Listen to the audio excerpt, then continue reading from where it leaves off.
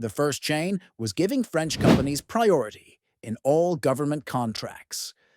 But the heaviest chain of all was the one they placed on their money: the economic leash, the CFA franc.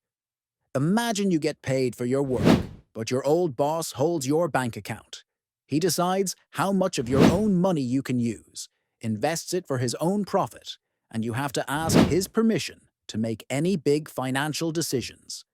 That, in a nutshell, is the CFA francs. Created in 1945, the name originally stood for Colonies Françaises d'Afrique, the French colonies of Africa. After independence, the name changed, but the system didn't. Today, 14 African nations still use this currency. Here's how the trap works. For decades, the West African nations using it were required to deposit 50% of their foreign currency reserves into a special account in Paris.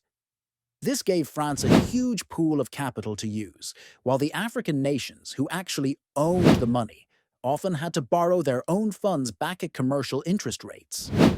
And because the currency is pegged to the euro, these countries have no control over their own monetary policy. If their exports are too expensive, they can't devalue their currency to compete. France holds all the keys. It's a system that keeps African exports cheap for France and ensures profits keep flowing north. You see this with some French companies that are major players in the oil markets of countries like Gabon and Angola. It's also seen in everything from cocoa in Côte d'Ivoire to ports and telecommunications across the region.